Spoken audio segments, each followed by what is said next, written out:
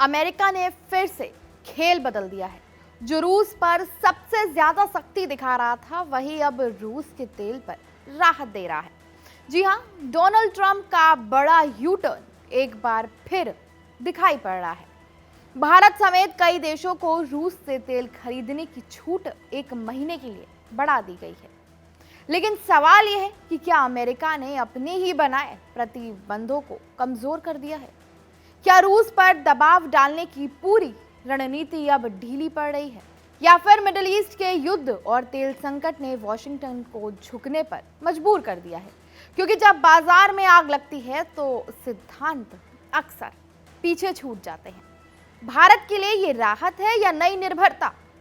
क्या सस्ता रूसी तेल अब भी सबसे बड़ा सहारा है? और क्या दुनिया की ऊर्जा राजनीति अब नियमों से नहीं बल्कि हालात से चलेगी?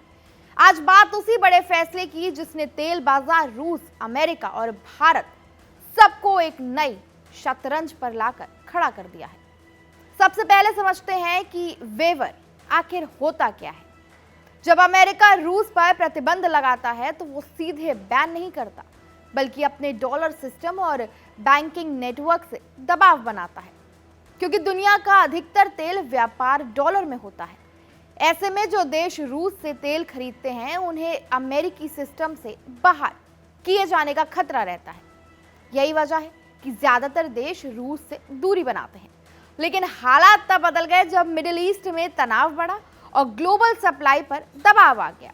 यही वजह है कि वेवर यानी अस्थायी छूट में कुछ शर्तों के साथ तेल खरीदने की अनुमति दी जाती है।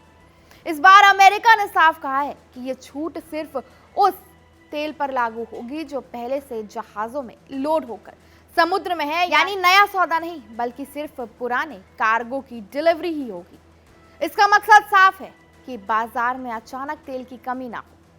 अमेरिका ने यू टर्न क्यों लिया? मिडिल ईस्ट में छिड़ी जंग और खास तौर पर हॉर्मुज स्ट्रेट पर तनाव की वजह से ग्लोबल सप्लाई बुरी तरह प्रभावित हुई। दुनिया के लगभग 20% तेल की सप्लाई इसी रूट से गुजरती है। कई जहाज फंस गए, सप्लाई चेन टूट गई और तेल की कीमतें तेजी से बढ़ने लगी। ऐसे में अमेरिका के पास दो ही रास्ते थे। पहला, सख्ती जारी रखे और कीमतें बढ़ने दें, तो दूसरा, नरमी दिखाकर सप्लाई बढ़ाएं। अमेरिका ने दूसरा रास्ता चुना ताकि ग्लोबल मार्केट में घबराहट कम हो सके।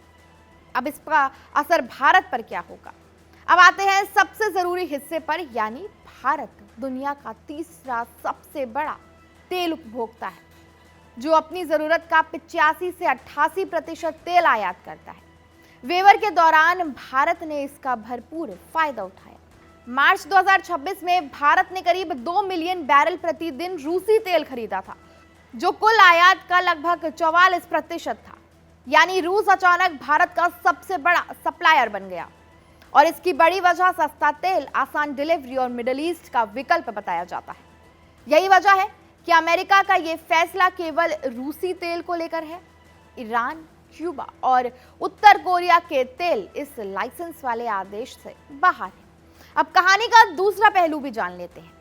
ये वेवर सिर्फ अस्थायी है, यानी 30 दिन के लिए ही है, और सिर्फ पहले से लोड तेल के लिए ये राहत है। इसका मतलब ये हुआ कि भविष्य में ये छूट खत्म हो सकती है और फिर से सख्त प्रतिबंध लागू हो सकते हैं।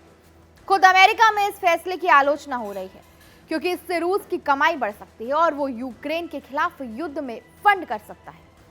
इस फैसले का असर सिर्फ भारत पर नहीं बल्कि पूरी दुनिया पर पड़ रहा है, क्योंकि ग्लोबल तेल सप्लाई थोड़ी सी स्थिर हुई है। कीमतों में अस्थायी राहत मिली है, लेकिन अनिश्चितता अभी भी बनी हुई है। वहीं एक्सपर्ट्स का मानना है कि अगर मिडिल ईस्ट का संकट बढ़ता है तो ऐसे वेवर बार बार आ सकते हैं। अमेरिका के इस फैसले के बाद अब भारत के सामने 3 ऑप्शन है। पहला, रूस से पहले की तरह कम कीमत पर खरीद जारी रखे। दूसरा, मिडिल ईस्ट पर वापस निर्भर हुआ जाए। और तीसरा, नए सप्लायर खोजे।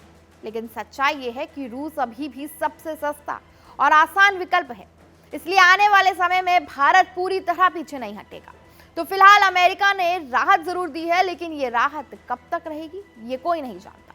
और सवाल अब बस यही है कि क्या दुनिया की ऊर्जा राजनीति अब नियमों से नहीं बल्कि हालात से तय होगी? कैसी लगी आपको हमारी ये जानकारी, हमें कमेंट सेक्शन में जरूर बताएं और ऐसे ही और जानकारी पाने के लिए सब्सक्राइब कीजिए हमारे चैनल कड़क को।